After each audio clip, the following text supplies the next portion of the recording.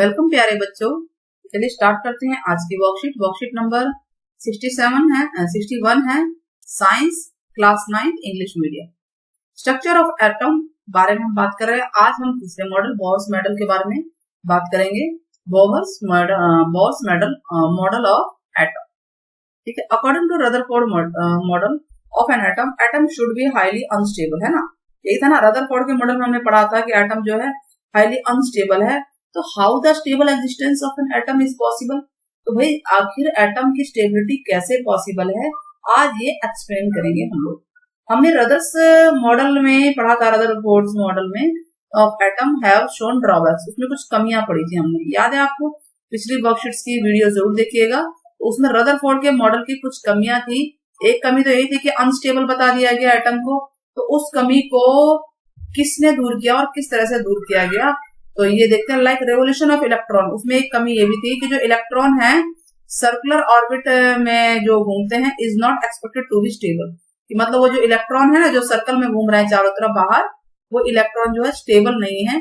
ये पहली कमी थी। तो so in order to overcome the objection, भाई ये प्रॉब्लम थी रदरफोर्ड वाले मॉडल में, ये कमी थी। इसको दूर करने के लिए नील बोर जो अनदर साइंटिस्ट थे, उन्होंने अपना मॉडल बनाया। यानी उन्होंने एक नया जो भी है डिस्कवरी की, सारा इसके ऊपर इन्वेंशन छानबीन की। And atom known as Bohr's model, यानी उन्होंने जो मॉडल बनाया उस मॉडल को क्या बोला गया, बोर्स मॉडल ऑफ एटम। ठीक है बच्चे, तो चलिए पढ़ते हैं, आगे बढ़ते हैं। बोर्स मॉडल ऑफ एटम क्या है। नील बोर है, 1985 से 62 का इनका ड्यूरेशन है life cycle. Postulate his model, उन्होंने अपना मॉडल पोस्टुलेट किया एटम का इन 1922 में विद टू मेन फीचर उन्होंने बताए। कौन से? पहला है inside atom the electrons revolves around nucleus. कहने का ये मतलब है कि किसी भी एटम में इलेक्ट्रॉन जो है चारों तरफ घूमते हैं न्यूक्लियस के, only in certain special orbit, उनके अपने अपने ऑर्बिट होते हैं। आप ये देखिए अपने पाथ में घूमते हैं और उन ऑर्बिट को कहते हैं डिस्क्रीट ऑर्बिट या शेल। जैसे अब ये न्यूक्लियस है और यहाँ पे इलेक्ट्रॉन यहाँ पे घूम रहे हैं, एक ही ऑर्बिट हो गया, दूसरा, तीसरा, चौथा, इनके नाम दे देते हैं के, एल, एम, एन, ये नाम दिए गए ऑर्बिट या शेल। एंड 1, 2, 3 जो बताया गया है ये हम आपको बताते हैं क्या है। फिलहाल आप ये जान लीजिए कि इन्होंने ये बताया, पहली बात, पहली विशेषता थी इनके मॉडल में, इन्होंने बताया कि इलेक्ट्रॉन जो है अपने फिक्स पाथ पे, फिक्स शेल पे, फिक्स ऑर्बिट पे राउंड रिवॉल्व करते हैं। ठीक है, they have different energy level, उनके एनर्जी लेवल डिफरेंट होते हैं। ठीक है, and an electron does not radiate energy, electron जो है रेडिएट नहीं करता एनर्जी ड्यूरिंग देयर रिवोल्यूशन, यानी अगर वो घूम रहे हैं तो उनसे एनर्जी रेडिएट नहीं होती, जिसकी वजह से बताया था ना वो कि न्यूक्लियस में ही आ जाएंगे सब चीजें, पिछली बार पढ़ा था। तो ऐसा नहीं है। Around the nucleus it can also jump, it can only jump from one orbit to another. हाँ, अगर वो लॉस करते हैं या गेन करते हैं तभी एक ऑर्बिट से दूसरे ऑर्बिट में जंप कर सकते हैं, लेकिन घूमते समय, राउंड राउंड घूमते समय जो है वो एनर्जी को रेडिएट नहीं करते हैं। ठीक है, और वो भी कुछ फिक्स अमाउंट ऑफ एनर्जी ही इसमें लॉस होती है या गेन होती है जब वो जंप करते हैं एक ऑर्बिट से दूसरे ऑर्बिट में जाते समय। ठीक है, नेक्स्ट क्या है, आप देखिए उन्होंने ऑर्बिट के नाम क्या दिए। हम ऑर्बिट के नाम पढ़ते हैं, के, एल, एम, एन, ये ऑर्बिट के नाम है, शेल्स के नाम है इनके, के, एल, एम, एन। तो नंबर से देखिए क्या है, एन इक्वल टू 1, 2, 3, 4 के अकॉर्डिंग लेते हैं। तो के होगा 1, एल है 2, एम है 3, एन है 4। इसका मतलब के 1 का मतलब ये है, एन 1 लेंगे, मीन्स की इसमें दो ही क्या होंगे, इलेक्ट्रॉन होंगे, 2 की पावर n। इससे इस फॉर्मूले को आपको ध्यान रखना है। n अगर 1 है तो यानी कि सबसे अंदर वाले शेल में, सबसे पहले शेल में यानी के वाले शेल में सिर्फ 2 ही इलेक्ट्रॉन होंगे। तो यही बता रहा है, outer most orbit is an atom is called valence orbit, यानी जो सबसे बाहर का ऑर्बिट होता है ना उसको वैलेंस ऑर्बिट कहते हैं, यानी उसमें कितने ऑर्बिट बच रहे हैं तो उसके अकॉर्डिंग है। तो और इसको जो इलेक्ट्रॉन होंगे उसके अंदर घूम रहे हैं उनको वैलेंस इलेक्ट्रॉन बोलेंगे। और maximum number of electron which can revolve in an energy shell, वो फिक्स होता है कि किस एनर्जी शेल में कितने इलेक्ट्रॉन घूम सकते हैं, उसका फॉर्मूला है, सॉरी ये क्या लिखा मैंने, 2n² होता है इसका फॉर्मूला। ठीक है, 2n², ये ठीक कर लीजिएगा। 2n² यानी वो होता है 2 इंटू n यानी कि 1 की स्क्वायर, 2 इंटू 1 की स्क्वायर, तो कितना आया 2 आ गया। फिर लिखेंगे n अगर 2 रखेंगे तो 2 इंटू 2 स्क्वायर 8 आ गया। तो इस तरह से चलता है कि एक ऑर्बिट में यानी पहले ऑर्बिट में 2 होंगे इलेक्ट्रॉन, दूसरे ऑर्बिट में 8 होंगे, ठीक है, और एंड सो ऑन, इसी तरह से आप देखते जाइए। के वाले में कितने होंगे मैक्सिमम इलेक्ट्रॉन, 2 हो सकते हैं, एल वाले में 8 होंगे, एम वाले में 3 रखेंगे, 3 का स्क्वायर 9, कितना होगा 3 9 9 2 18। तो इस तरह से शेल जैसे जैसे बढ़ते जाएंगे, ऑर्बिट बढ़ते जाएंगे, number of electron her orbit में बढ़ते जा रहे हैं। Maximum number of electron that can be accommodate in outer most orbit, सबसे ज्यादा बाहरी ऑर्बिट में मैक्सिमम जो है सिर्फ 8 ही हो सकते हैं, ये बता रहा है, सबसे अकोमोडेट करते जो आउटर मोस्ट ऑर्बिट में है। तो इस तरह से बोर ने अपने मॉडल को बताया कि भाई एक एटम में न्यूक्लियस होता है और इलेक्ट्रॉन जो है फिक्स ऑर्बिट में घूमते रहते हैं, और ये भी इनकी संख्या फिक्स होती है इलेक्ट्रॉन की हर ऑर्बिट के अकॉर्डिंग। ये बातें आपको ध्यान रखनी है। और इस कमी को बोर ने दूर किया कि भाई इलेक्ट्रॉन जो है घूम रहे हैं तो उनमें से एनर्जी रेडिएट हो रही है, ऐसा कुछ नहीं था। उन्होंने इस जो कमी थी रदरफोर्ड के मॉडल में, उसको उन्होंने दूर किया।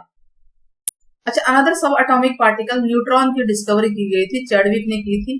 देखिए प्रोटॉन और इलेक्ट्रॉन तो हम लोग पढ़ ही चुके थे, न्यूट्रॉन और आ गया है, आप इसको पेन की तरह यूज कर सकते हैं, PEN pen, proton, electron, neutron. तो न्यूट्रॉन की डिस्कवरी किसने की, चैडविक ने की थी, जे चैडविक ने 1932 में। न्यूट्रॉन हैड नो चार्ज, इसके ऊपर कोई चार्ज नहीं होता है, लेकिन इसका मास जो है नियरली सेम होता है प्रोटॉन के, यानी mass of proton equal to होगा mass of neutron. Neutron is represented by n, small n से इसको रिप्रेजेंट करते हैं। He said that neutron are present in nucleus, तो इन्होंने बताया था कि जो न्यूट्रॉन होते हैं वो भी न्यूक्लियस में होते हैं जैसे कि प्रोटॉन है, यानी हमारे प्रोटॉन जो एटम के प्रोटॉन में दो चीजें, न्यूक्लियस में दो चीजें आ गई, एक प्रोटॉन और एक न्यूट्रॉन, और इलेक्ट्रॉन बाकी बाहर की तरफ घूम रहे हैं, है ना। P फॉर प्रोटॉन, प्रोटॉन पे पॉजिटिव चार्ज है, इलेक्ट्रॉन पे नेगेटिव है, और न्यूट्रॉन पे नो चार्ज है। प्रोटॉन पे पॉजिटिव चार्ज है, इलेक्ट्रॉन पे नेगेटिव है, और न्यूट्रॉन पे नो चार्ज है। N for neutron, N for no charge, ठीक है बच्चे।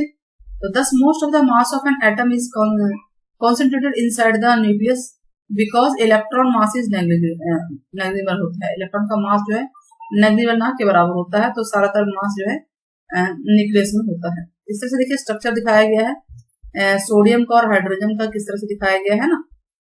तो चलिए क्वेश्चन नंबर 1 करते हैं। पहला क्वेश्चन क्या है, state 2 main postulate of Niels Bohr's model.